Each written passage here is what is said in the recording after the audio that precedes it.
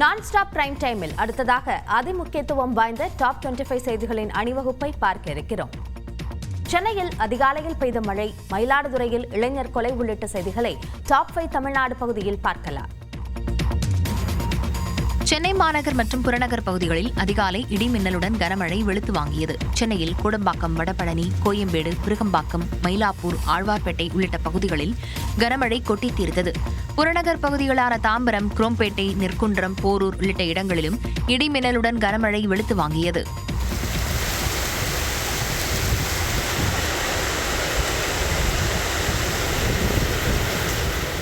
வேலூர் மாவட்டத்தில் இடி மின்னலுடன் கனமழை பெய்தது. காட்பாடி, சத்துவாச்சாரி, பொன்னை, வேலப்பாடி உள்ளிட்ட பல்வேறு பகுதிகளில் இரவு முழுவதும் பெய்த மழையால் குளுமையான சூழல் நிலவியது.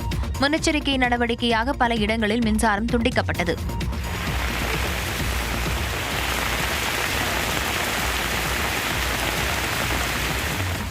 அதேபோல காஞ்சிபுரம் மாவட்டத்தில் ஓரிக்கை, செவிலிமேடு, சின்ன காஞ்சிபுரம், பெரிய காஞ்சிபுரம், ஒளிமுகமதுப்பேட்டை உள்ளிட்ட பல்வேறு பகுதிகளில் 2 மணி நேரத்திற்கு மேலாக கனமழை பெய்தது.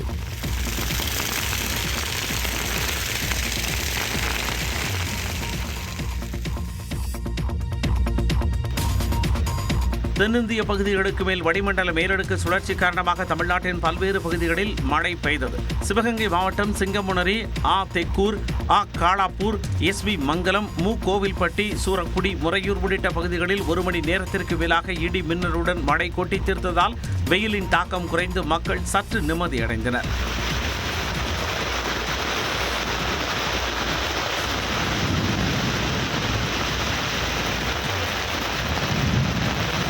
அதேபோல் மதுரை மாநகர் பகுதிகளான கோரிப்பாளையம், சிம்மக்கல், பெரியார் பேருந்து நிலையம், அண்ணாநகர், முனிச்சாலை, தெற்குவாசல் உள்ளிட்ட பகுதிகளில் மழை கொட்டி தீர்த்தது.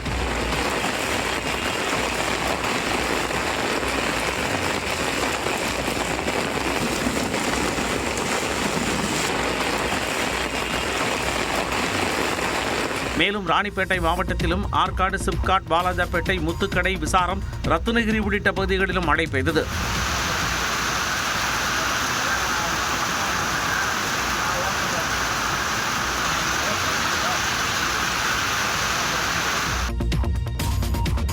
தமிழ்நாட்டில் 7 மாவட்டங்களில் இன்று கனமழைக்கு வாய்ப்பு இருப்பதாக வானிலை ஆய்வு மையம் தெரிவித்துள்ளது. இது தொடர்பாக சென்னை வானிலை ஆய்வு மையம் வெளியிட்டுள்ள அறிக்கையில் தென்னிந்திய பகுதிகளுக்கு மேல் வளிமண்டல மேலடுக்கு சுழற்சியும், அதேபோல் தென்கிழக்கு வங்கக்கடல் பகுதியில் வளிமண்டல கீழடுக்கு சுழற்சியும் நிலவுவதாக தெரிவித்துள்ளது. இதன் காரணமாக ஈரோடு, கிருஷ்ணகிரி, தருமபுரி, திருப்பத்தூர், சேலம், வேலூர், திருவண்ணாமலை மாவட்டங்களில் இன்று கனமழைக்கு வாய்ப்பு இருப்பதாக வானிலை ஆய்வு மையம் கணித்துள்ளது. இதன் தொடர்ச்சியாக செங்கல்பட்டு, காஞ்சிபுரம், தேனி, திருச்சி, திண்டுக்கல், தஞ்சாவூர், புதுக்கோட்டை உட்பட 21 மாவட்டங்களில் நாளை கனமழை பெய்ய வாய்ப்பு உள்ளதாக தெரிவிக்கப்பட்டுள்ளது. சென்னையை பொறுத்தவரை வானம் மேகமூட்டத்துடன் காணப்படும் என்றும் நகரின் ஒரு சில பகுதிகளில் லேசான மழை பெய்ய வாய்ப்புள்ளதாகவும் வானிலை ஆய்வு மையம் கூறியுள்ளது. மயிலாடுதுறை அருகே காதலுக்கு பெண் வீட்டார் எதிர்ப்பு தெரிவித்து வந்த நிலையில் இளைஞர் மர்மநபர்களால் வெட்டி கொலை செய்யப்பட்ட சம்பவம் அரங்கேறியுள்ளது. மயிலாடுதுறை மாவட்டம் அடியமங்கலம் பகுதியைச் சேர்ந்தவர் வைரமுத்து. 28 வயது இளைஞரான இவர் மெக்கானிக்காக பணியாற்றி வந்தார். வைரமுத்துவும் அதே பகுதியைச் சேர்ந்த பட்டதாரி பெண்ணும் 10 ஆண்டுகளாக காதலித்து வந்ததாக கூறப்படுகிறது. இவர்களது காதலுக்கு பெண் வீட்டார் எதிர்ப்பு தெரிவித்த நிலையில் இரு வீட்டாருக்கும் அடிக்கடி பிரச்சனை ஏற்பட்டுள்ளது. கடந்த சில தினங்களுக்கு முன்பு வைரமுத்து வேலை பார்க்கும் இடத்திற்கு வந்த பெண்ணின் தாயார் அவரை மிரட்டும் துணியில் பேசி வாக்குவாதம் செய்துள்ளார்.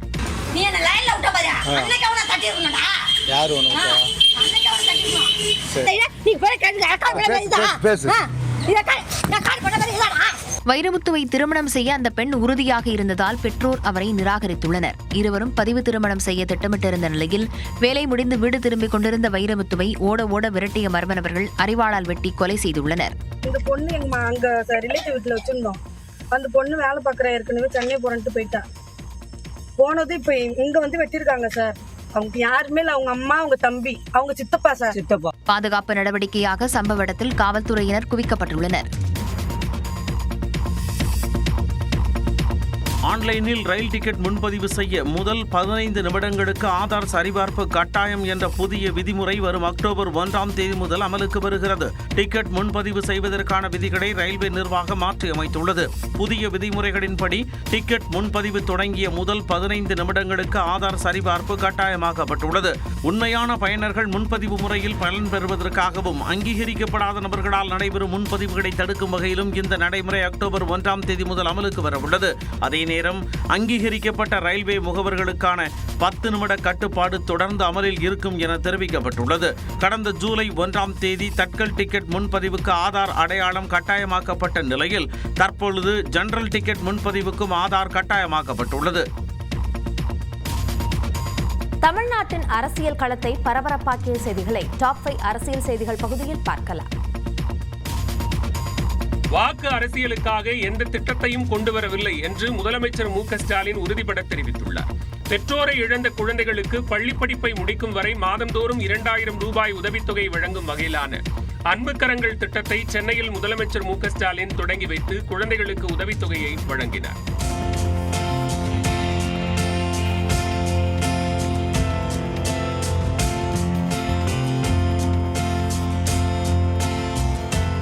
அப்போது பேசிய முதலமைச்சர், அரசியல் என்பது மக்கள் பணி என்றும் தங்களுக்கு சொகுசுக்கு இடமில்லை என்றும் கூறினார். இதனால 6082 குழந்தைகளுக்கு மாதந்தோறும் 2000 ரூபாய் வழங்க போறோம். இது என்ன வாக்கு அரசியல் பண்றதா? இன்னைக்கு 21 லட்சம் குழந்தைகளுக்கு நாள்தோறும் சூடா சுவையா சத்தான உணவை பரிமாறுறோம். இது என்ன வாக்கரசியலுக்காக பண்றதா? பெற்றோரை இழந்த நிலையில் 12ஆம் வகுப்பு முடித்து பல்வேறு உயர்கல்வி நிறுவனங்களில் தமிழ்நாடு அரசின் முயற்சியால் சேர்க்கப்பட்டுள்ள மாணவ மாணவியர்களுக்கு மடிக்கணினிகளையும் முதலமைச்சர் வழங்கினார். ஆட்சி அதிகாரத்தை விட தன்மானம்தான் முக்கியம் என கூறிய எடப்பாடி பழனிசாமி கைக்கூலிகளுக்கு விரைவில் முடிவு கட்டப்படும் என சூடுரைத்துள்ளார்.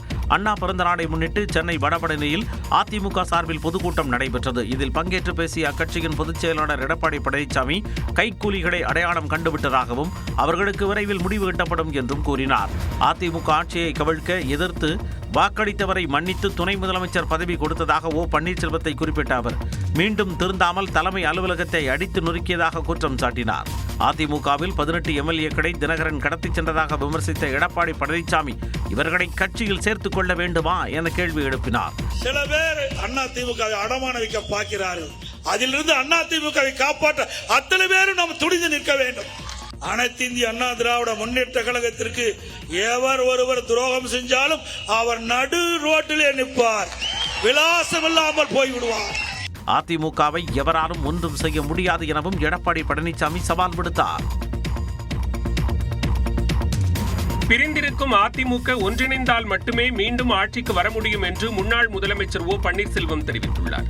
சென்னையில் செய்தியாளர்களிடம் பேசிய அவர், தலைவர்கள் இணையவில்லை என்றால் தொண்டர்கள் இணைந்து அதிமுகவை காப்பாற்றுவார்கள் என்று கூறினார். புரட்சித் தலைவர் புரட்சித் தலைவி மாண்புமிகு அம்மாவுடைய நல்லாட்சி தமிழகத்திலேயே மலர வேண்டும் என்றால் விரிந்து கிடக்கின்ற அனைத்து இந்திய அண்ணா முன்னேற்ற கழகத்தினுடைய சக்திகள் ஒருங்கிணைந்தால் தான் அது சாத்தியமாகும். 2026 தேர்தலில் அதிமுக வெற்றி பெற அனைவரும் உறுதுணையாக இருக்க வேண்டியது அவசியம் என்றும் முன்னாள் அமைச்சர் செங்கோட்டையனும் வலியுறுத்தினார். நம் இயக்கம் வலிமை பெறுவதற்கு, நம் இயக்கம் 2024 வெற்றி பெறுவதற்கு எல்லோரும் உறுதுணையாக இருந்த பணிகளை மேற்கொள்ள வேண்டும். தேர்தலுக்கு முன்பாக அதிமுக ஒன்றிணையும் என்று வி.கே. சசிகலா நம்பிக்கை தெரிவித்தார்.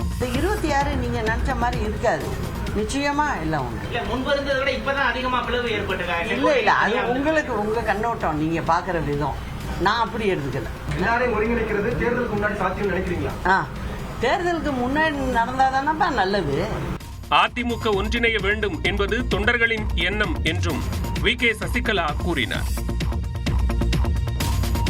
பாமக தலைவர் அன்புமணியின் பதவி காலத்தை நீட்டித்து நிறைவேற்றப்பட்ட தீர்மானத்தை தேர்தல் ஆணையம் ஏற்றுக்கொண்டுள்ளதாக அன்புமணி தரப்பு வழக்கறிஞர் கே. பாலு தெரிவித்துள்ளார். பாமகவில் ராமதாஸ் மற்றும் அன்புமணி இடையே மோதல் போக்கு நிலவி வரும் நிலையில் அன்புமணி தலைமையில் கடந்த மாதம் 9ஆம் தேதி மாமல்லபுரத்தில் பொதுக்குழு கூட்டம் நடைபெற்றது.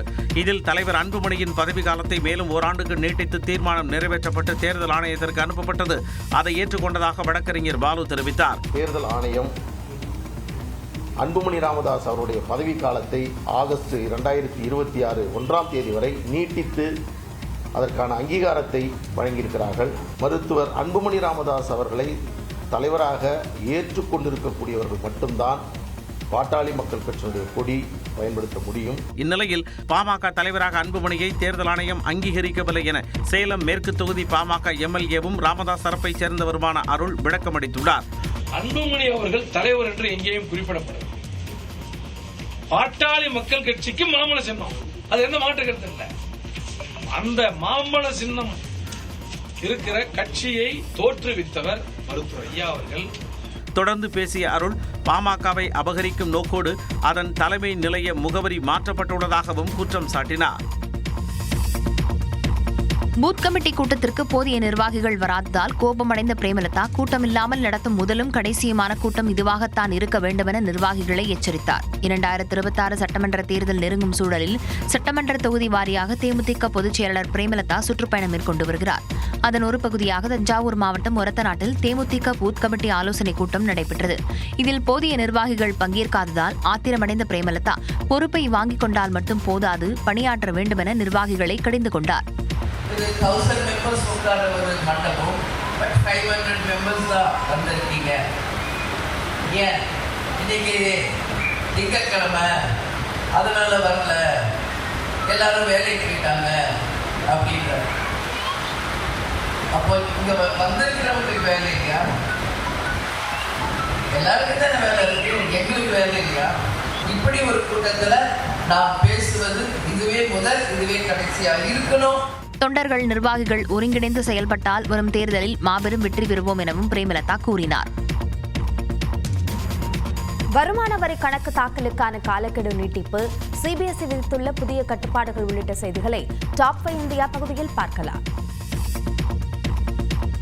வருமான வரி கணக்கு தாக்கல் செய்வதற்கான காலக்கெடுவை ஒரு நாள் நீட்டித்து மத்திய நேரடி வரிகள் வாரியம் அறிவித்துள்ளது. மாத சம்பளதாரர்கள், இதர வருவாய் பிரிவினர் தாங்கள் ஈட்டிய வருமானத்திற்கு வரி கணக்கை தாக்கல் செய்வதற்கான காலக்கெடு ஜூலை 31 வரை அறிவிக்கப்பட்டு பின்னர் செப்டம்பர் 15 வரை நீட்டிக்கப்பட்டது. அதன்படி காலக்கெடு நேற்றுடன் நிறைவடையவிருந்த நிலையில் ஒரே நாளில் அதிகம் பேர் வருமான வரி கணக்கு தாக்கல் செய்ய முயன்றதால் ஐடிஆர் இணையதளம் முடங்கியது. இந்நிலையில் அதிகாலை 12 மணி முதல் 2:30 மணி வரை தொழில்நுட்ப கோளாறை சரி செய்வதற்கான பணிகள் நடைபெற்றது. இதைத் தொடர்ந்து வருமான வரி கணக்கு தாக்கல் செய்வதற்கான காலக்கெடுவை இன்று ஒரு நாள் நீட்டித்து மத்திய நேரடி வரிகள் வாரியம் அறிவித்துள்ளது. நாளை முதல் வருமான வரி கணக்கு தாக்கல் செய்வோருக்கு ஆண்டு வருமானத்திற்கு ஏற்றபடி அபராதம் வசூலிக்கப்படும் என்பது குறிப்பிடத்தக்கது. சிபிஎஸ்இ 10 மற்றும் 12ஆம் வகுப்புகளுக்கான பொதுத் தேர்வுகளை எழுத புதிய கட்டுப்பாடுகள் விதிக்கப்பட்டுள்ளன. அதன்படி 10ஆம் வகுப்பு பொதுத் தேர்வு எழுதுவோர் 9 மற்றும் 10ஆம் வகுப்புகளுக்கான அனைத்து பாடங்களையும் 2 ஆண்டுகள் கட்டாயம் படித்திருக்க வேண்டும். இதேபோல 12ஆம் வகுப்பு பொதுத் தேர்வு எழுதுவோர் 11 மற்றும் 12ஆம் வகுப்புகளுக்கான அனைத்து பாடங்களையும் 2 ஆண்டுகள் கட்டாயம் படித்திருக்க வேண்டும். பொதுத் தேர்வு எழுதும் மாணவர்களுக்கு கட்டாயம் 75% வருகை பதிவேடு இருக்க வேண்டும் என்றும் சிபிஎஸ்இ உத்தரவிட்டுள்ளது. புதிய தேசிய கல்விக் கொள்கையின்படி அனைத்து பாடங்களுக்கும் அகமதிப்பீடு கட்டாயம் என்றும் அகமதிப்பீடு தேர்வுகளில் பங்கேற்காத மாணவர்களின் தேர்வு முடிவுகள் நிறுத்தி வைக்கப்படும் என்றும் அவர்கள் எசென்ஷியல் ரிப்பீட் கேட்டகரி என்ற பிரிவின் கீழ் வைக்கப்படுவார்கள் என்றும் தெரிவிக்கப்பட்டுள்ளது. இது தவிர 10ஆம் வகுப்பிற்கு 2 கூடுதல் பாடங்களும் 12ஆம் வகுப்புக்கு 1 கூடுதல் பாடமும் மாணவர்கள் படித்துக் கொள்ளலாம் என்றும் சிபிஎஸ்இ தரப்பில் தெரிவிக்கப்பட்டுள்ளது. காங்கிரசும் ராஷ்டிரிய ஜனதா தளமும் தங்களது குடும்ப நலன் குறித்து சிந்திப்பதாக பிரதமர் மோடி குற்றம் சாட்டியுள்ளார். பீகாரில் விரைவில் சட்டப்பேரவை தேர்தல் நடைபெறவிருக்கும் நிலையில் அங்கு சென்ற பிரதமர் மோடி புன்னியா விமான நிலையத்தில் கட்டப்பட்டுள்ள புதிய கட்டிடத்தை திறந்து வைத்தார். மேலும் 36,000 கோடி மதிப்பிலான திட்டங்களை தொடங்கி வைத்தும் சில புதிய திட்டங்களுக்கு அடிக்கலும் நாட்டினார்.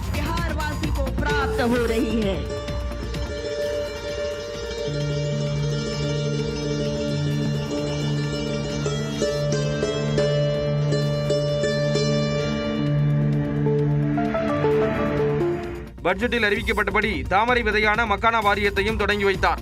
साथियों, आरजेडी और कांग्रेस के लिए सिर्फ अपने परिवार की चिंता ही सबसे बड़ा काम है. ये लोग कभी आपके परिवार की चिंता नहीं करेंगे, लेकिन मोदी के लिए आप सब ही मोदी का परिवार है. நவராத்திரி, தீபாவளி உள்ளிட்ட பண்டிகைகள் வரும் நிலையில் ஜிஎஸ்டி வரி சீர்திருத்தம் என்ற அன்பளிப்பை மக்களுக்கு வழங்கியுள்ளதாக பிரதமர் பெருமிதம் தெரிவித்தார். இந்த விழாவில் பீகார் முதலமைச்சர் நிதிஷ்குமாரும் பங்கேற்றார்.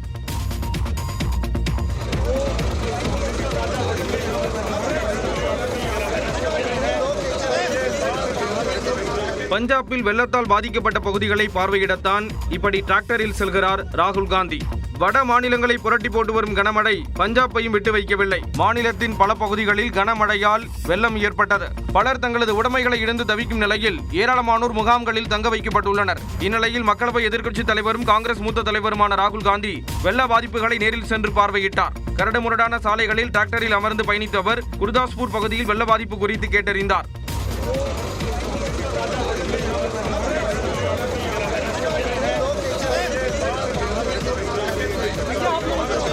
விவசாய பகுதிகள் கடுமையாக பாதிக்கப்பட்டுள்ள நிலையில் அது குறித்து ராகுல் காந்தி ஆய்வு மேற்கொண்டார். வக்பு சட்ட திருத்தத்தின் சில பிரிவுகளுக்கு உச்சநீதிமன்றம் இடைக்கால தடை விதித்துள்ளது. வக்பு சட்டத்தில் மத்திய அரசு கொண்டு வந்த திருத்தங்களுக்கு எதிராக உச்சநீதிமன்றத்தில் பல்வேறு மனுக்கள் தாக்கல் செய்யப்பட்டன. அனைத்து தரப்பு வாதங்களையும் கேட்ட தலைமை நீதிபதி PR கவாய் தலைமையிலான அமர்வு இடைக்கால உத்தரவை பிறப்பித்துள்ளது. அதன்படி வக்பு சட்டத்திற்கு முழுமையாக தடை விதிக்க எந்த முகாந்தரமும் இல்லை என்று மறுப்பு தெரிவித்துள்ளது. அதே நேரம் குடிமக்களின் உரிமை குறித்து முடிவெடுக்க ஆட்சியரை அனுமதிக்க முடியாது என்று குறிப்பிட்ட நீதிபதிகள் வக்பு நிலம் தொடர்பாக முடிவெடுக்க ஆட்சியருக்கு அதிகாரம் தரும் விதிக்கு இடைக்கால தடை விதித்து உத்தரவிட்டனர். இதேபோன்று வக்பு வாரியத்திற்கு சொத்து வழங்க 5 ஆண்டு இஸ்லாம் மதத்தை பின்பற்றுபவராக இருக்க வேண்டும் என்ற நிபந்தனைக்கு தடை விதிக்கப்பட்டது. மத்திய வக்பு வாரியத்தில் இஸ்லாமியர் அல்லாத உறுப்பினர்கள் 4 பேரும், மாநில வக்பு வாரியத்தில் இஸ்லாமியர் அல்லாத உறுப்பினர்கள் 3 பேரும் இருக்கலாம் என்றும் நீதிபதிகள் உத்தரவிட்டனர். மேலும் வக்பு வாரியத்தின் தலைமை நிர்வாக அதிகாரி ஒரு முஸ்லிமாக இருக்க வேண்டும் என்றும் நீதிபதிகள் அறிவுறுத்தினர். இந்தியா அமெரிக்கா வர்த்தக பேச்சுவார்த்தை, கிராண்ட் ஸ்விஸ் செஸ் தொடரில் சாம்பியனான வைஷாலி உள்ளிட்ட செய்திகளை டாப் 5 உலகம் பகுதியில் பார்க்கலாம். இந்தியாவுடன் மீண்டும் வர்த்தக பேச்சுவார்த்தையில் ஈடுபட அமெரிக்க அதிகாரிகள் டெல்லி வந்துள்ளனர். இந்தியா அமெரிக்கா இடையிலான வர்த்தக பேச்சுவார்த்தை 5 கட்டங்களாக தொடர்ந்த நிலையில் அமெரிக்காவின் கோரிக்கையான இந்தியாவின் வேளாண் மற்றும் பால் பண்ணை துறையை திறந்துவிட மத்திய அரசு மறுப்பு தெரிவித்தது. இந்திய பொருட்களுக்கு அமெரிக்கா 50% வரி விதித்தது. இந்தியாவுடன் தொடர்ந்து பேச்சுவார்த்தை நடத்தி வர்த்தக தடையை நீக்க நடவடிக்கை எடுக்கப்படும் என அமெரிக்க அதிபர் டிரம்ப் தெரிவித்திருந்தார். அதன்படி வர்த்தக பேச்சுவார்த்தை நடத்த அமெரிக்க பிரதிநிதி பிரெண்டான் லென்ச் மற்றும் குழுவினர் இந்தியா வந்துள்ளனர். இந்திய வர்த்தகத்துறை சிறப்பு செயலாளர் ராஜேஷ் அகர்வாலுடன் அமெரிக்க பிரதிநிதிகள் குழு பேச்சுவார்த்தை நடத்த திட்டமிட்டுள்ளது. தூதரக அதிகாரிகள் மற்றும் அமைச்சர்கள் மட்டத்தில் இந்த பேச்சுவார்த்தை நடைபெறும் என்றும் அதே நேரம் இந்த பேச்சுவார்த்தை அதிகாரப்பூர்வமற்றது என்றும் தெரிவிக்கப்பட்டுள்ளது. உஸ்பெகிஸ்தானில் நடைபெற்ற கிராண்ட் ஸ்விஸ் செஸ் தொடரில் சாம்பியன் பட்டம் வென்று தமிழ்நாடு வீராங்கனை வைஷாலி சாதனை படைத்தார். உஸ்பெகிஸ்தானில் கடந்த 2ஆம் தேதி முதல் செஸ் தொடர் நடைபெற்ற நிலையில் மொத்தம் 11 சுற்றுகளில் விளையாடிய கிராண்ட் மாஸ்டர் வைஷாலி 6 வெற்றி 4 டிரா 1 தோல்வி என மொத்தம் 8 புள்ளிகள் பெற்று சாம்பியன் பட்டத்தை கைப்பற்றினார். கடந்த ஆண்டும் கிராண்ட் ஸ்விஸ் தொடரில் வைஷாலி சாம்பியன் பட்டம் வென்ற நிலையில் தொடர்ந்து 2வது முறையாக சாம்பியன் பட்டத்தை கைப்பற்றி சாதனை படைத்தார். இந்த வெற்றியின் மூலம் 2026ஆம் ஆண்டு உலக சாம்பியன்ஷிப் செஸ் கேண்டிடேட் தொடருக்கு வைஷாலி தகுதி பெற்றுள்ளார். உஸ்பெகிஸ்தானில் நடந்த women grand Swiss tournament win பண்ணியிருக்கேன். இது மூலிமா நெக்ஸ்ட் இயர் நடக்கிற உமன் கேண்டிடேட்ஸ்க்கு செலக்ட் ஆகியிருக்கேன். இது ரொம்ப சந்தோஷமாக இருக்குது. அண்ட் நெக்ஸ்ட் இயர் கேண்டிடேட்ஸ்க்கு ரொம்ப எக்ஸைட்டடாக இருக்கேன். சாம்பியன் பட்டம் வென்ற வைஷாலிக்கு தமிழ்நாடு முதலமைச்சர் மு க ஸ்டாலின் வாழ்த்து தெரிவித்துள்ளார். கிராண்ட் மாஸ்டர் வைஷாலியின் வெற்றி வெறும் தனிப்பட்ட மைல்கல் மட்டுமல்லாமல் சென்னைக்கும் தமிழ்நாட்டிற்கும் உலக அரங்கில் தங்கள் கனவுகளை பிரதிபலிப்பதை காணும் எண்ணற்ற பெண்களுக்கு ஒரு கொண்டாட்டம் என முதலமைச்சர் மு க ஸ்டாலின் தெரிவித்துள்ளார். ஆசிய கோப்பை கிரிக்கெட் தொடரில் முதல் அணியாக இந்தியா சூப்பர் 4 சுற்றுக்கு தகுதி பெற்றது. ஆசிய கோப்பை கிரிக்கெட் தொடர் ஐக்கிய அரபு அமீரகத்தில் நடந்து வருகிறது. இதில் நேற்று அபுதாபியில் நடைபெற்ற 7வது லீக் ஆட்டத்தில் ஐக்கிய அரபு அமீரகம், ஓமன் அணிகள் பலப்பரீட்சை நடத்தின.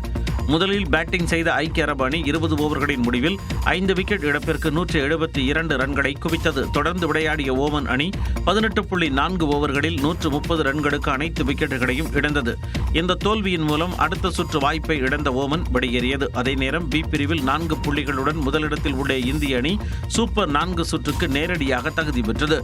சூரியகுமார் யாதவ் தலைமையிலான இந்திய அணி ஐக்கிய அரபு அமீரகம் மற்றும் பாகிஸ்தானை அடுத்தடுத்து வீழ்த்தி வீறுநடை போட்டு வருகிறது. சூப்பர் 4 சுற்றுக்கு தகுதி பெற்றுள்ள நிலையில் வரும் வெள்ளிக்கிழமை நடைபெறவுள்ள ஓமன் இந்தியா இடையிலான போட்டி சம்பிரதாய ஆட்டமாகவே பார்க்கப்படுகிறது.